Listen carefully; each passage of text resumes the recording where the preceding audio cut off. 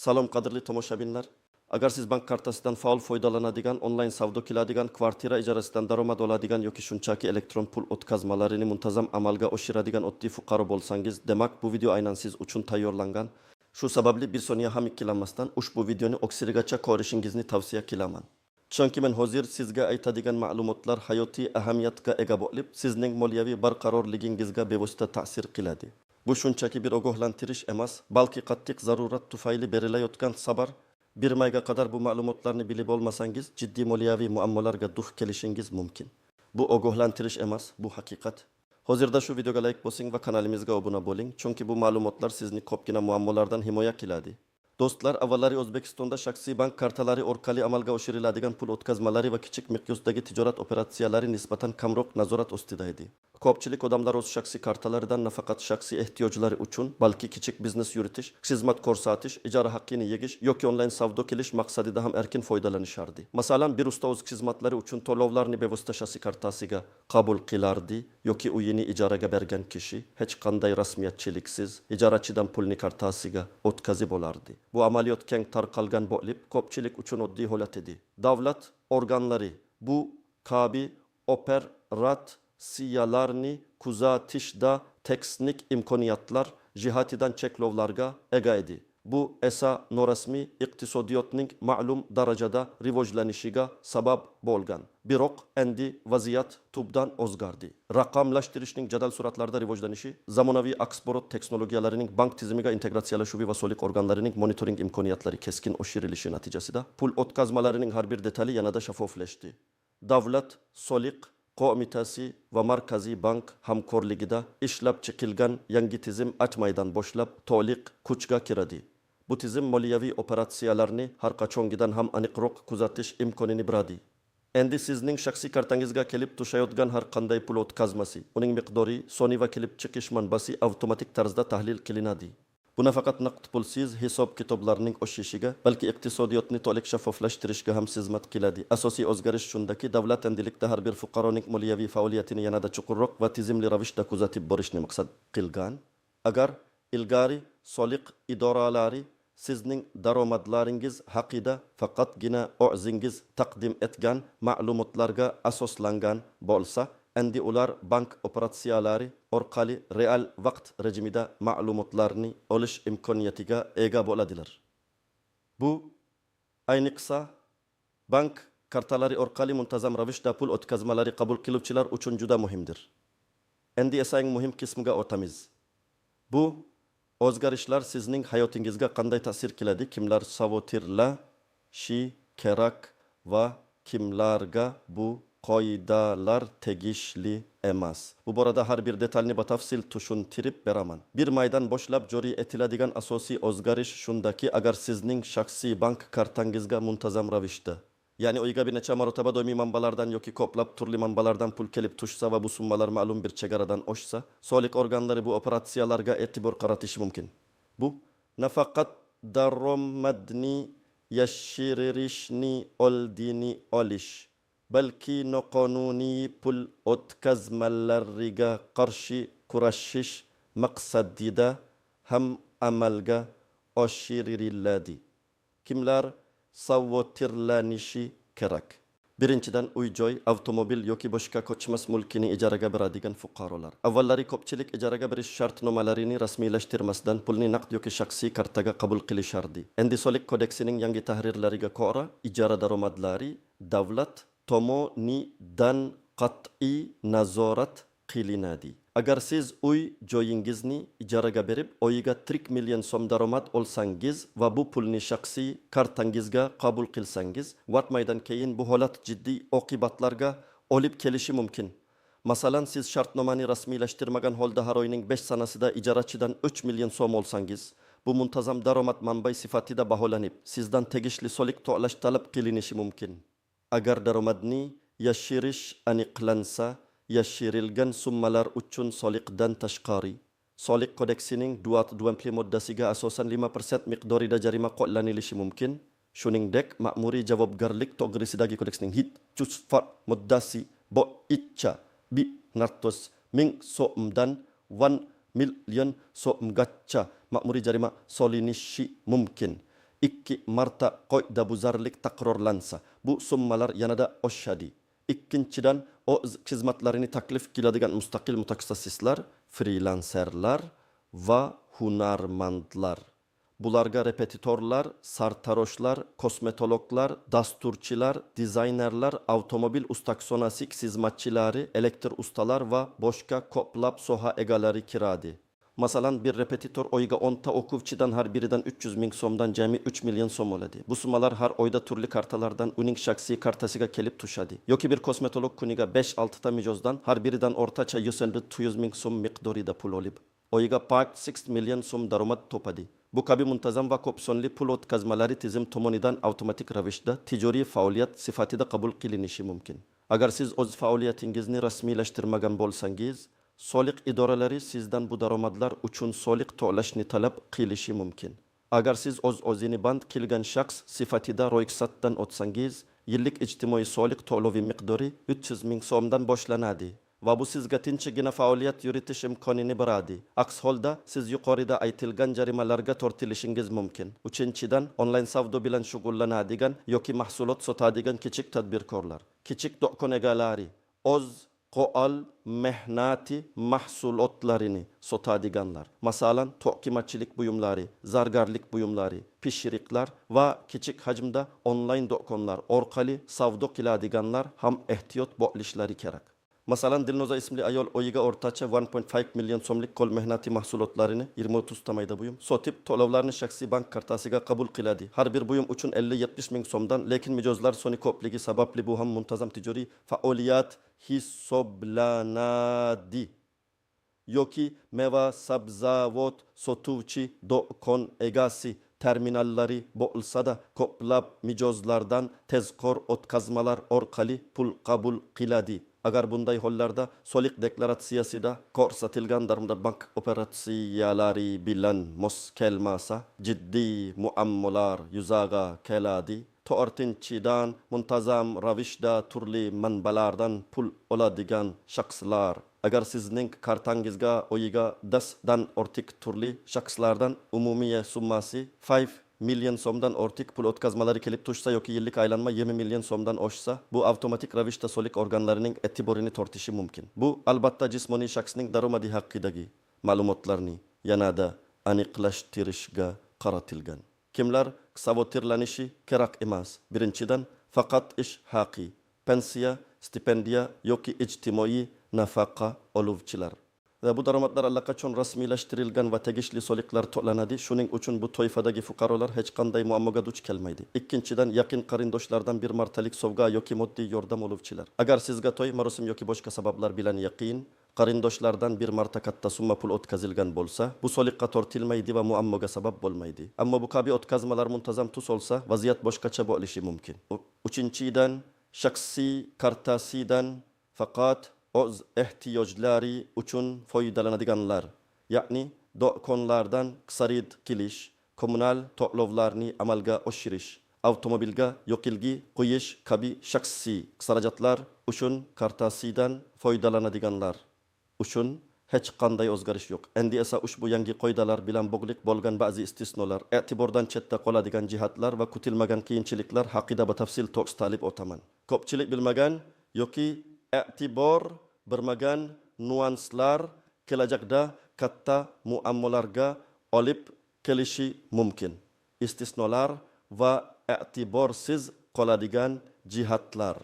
Dabartirachi deb terin tab sarzandejetchade da tedib en xasnjiri qishloq xo'jaligi daromadlari. Agar siz shaxsiy tomorka uchastkangizda yetishtirgan qishloq xo'jaligi mahsulotlarini sotsangiz, bu daromadlar soliq kodeksiga asosan soliqdan ozod qilinadi. Biroq bu faqat shaxsiy tomorkangizdan olingan daromadlarga tegishli. Agar siz dehqon xo'jaligini ro'yxatdan o'tkazgan bo'lsangiz yoki katta hajmdagi dehqonchilik faoliyati bilan shug'ullansangiz, u holda bu daromadlar ham nazorat ostida bo'ladi. Shuni ham unutmangki, har doim ham dalil isbot bo'lishi kerak. Sizning qishloq xo'jaligi mahsulotlarini sotishingizni faqat bitta kartadan uzluksiz pul o'tkazmalari shaklida amalga oshirish o'rniga, ko'proq bozorlarda naqd pulda savdo qilish yoki rasmiylashtirilgan dehqon bozori orqali sotish tavsiya etiladi. 2. Ayrım ictimai nafakalar ve to'lovlar. Bazı ictimai dasturlar doirasida beriladigan nafakalar, moddiy yordamlar ve kompensatsiyalar soliqqa tortilmaydi. Lekin bu holat juda kam uxraydi ve anik mezonlarga ega. Agar siz bunday to'lovlarni olsangiz, ularning manbasini va maqsadini aniq bilishingiz kerak. 3. Banklarning ichki qoidalari, soliq organlari bilan bir qatorda banklarning o'zlari ham pul o'tkazmalariga nisbatan ichki monitoring tizimiga ega. Agar sizning kartangizga g'ayritabiiy, ya'ni odatdagidan keskin farq qiluvchi miqdorda yoki ko'plab turli manbalardan pul kelib tushsa, bankning o'zi ham sizdan bu operatsiyalarning maqsadini so'rashi mumkin. Bu pul yuvish yoki terrorizmni moliyalashtirishning oldini olishga qaratilgan xalqaro standartlar bilan bog'liq kutilmagan qiyinchiliklar va tuzoqlar. 1. Mening qo'shnim shu ishni qiladi, menga nima uchun mumkin emas? Bu juda keng tarqalgan noto'g'ri tushuncha. Soliq va bank tizimidagi yangi avtomatlashtirilgan mexanizmlar odamlarning individual qisatti harakatlariga qaramasdan ishlaydi. Qo'shningizga bugun hech narsa bo'lmagan bo'lsa-da, ertaga uning moliyaviy faoliyati ham nazoratga olinishi mumkin. Qonunni bilmaslik javobgarlikdan ozod etmaydi. 2. Bu shunchaki do'stimning qaytarilgan qarzi. Kichik miqdordagi bir martalik qarzni qaytarish muammo tug'dirmaydi. Ammo agar sizning kartangizga muntazam ravishda, masalan, har oy 500 million so'mdan ortiq pul qarz sifatida kelib tushsa va bu holat bir necha oy davomida takrorlansa, soliq organlari sizdan bu qarz munosabatlarini tasdiqlovchi hujjatlarni, masalan, qarz shartnomasi tilsat talab qilishi mumkin. Agar bu hujjatlar mavjud bo'lmasa, bu pul daromad deb hisoblanishi ehtimoli bor. Yaqinlarning kartalaridan foydalanish. Ko'pchilik o'z daromadlarini yashirish maqsadida turmush o'rtog'i, farzandi yoki boshqa qarindoshining bank kartasidan foydalanishga harakat qiladi.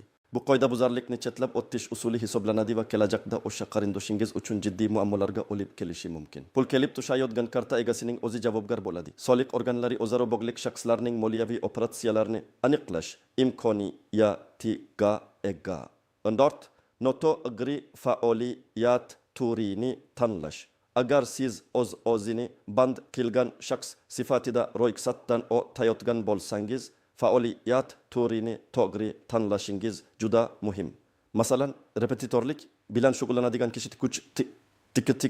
tikuvchilik faoliyatini tanlab qo'ysa, soliq imtiyozlari va hisob kitoblar noto'g'ri bo'lishi mumkin. Bu kelajakda ortiqcha to'lovlar yoki kam to'lovlar uchun jarimalarga olib kelishi mumkin. Vazirlar Mahkamasining ittoni bombay kanteni Eza ipon aili tendi yelmasin bandil budget tuane aili azir tennan anti nashitateleri Tich noyabrdagi 770 sonli qarorida o'z-o'zini band qilgan shaxslar bajarishi mumkin bo'lgan faoliyat turlari ro'yxati aniq keltirilgan, uni diqqat bilan o'rganib chiqish lozim. Seya Basanda titish inadati tabaktan bada bir maydan keyin ro'yxatdan o'tish. Agar siz bir maydan keyin, ya'ni yangi qoidalar kuchga kirgandan so'nggina o'z faoliyatingizni rasmiylashtirsangiz, o'sha bir maydan boshlab yig'ilgan daromadlaringiz uchun ham javobgarlik yuzaga kelishi mumkin. Soliq organlari sizning avvalgi operatsiyalaringizni ham tekshirib jarima qo'llashi ehtimoli mavjud. Ayniqsa agar faoliyatingiz muntazam va doimiy bo'lgan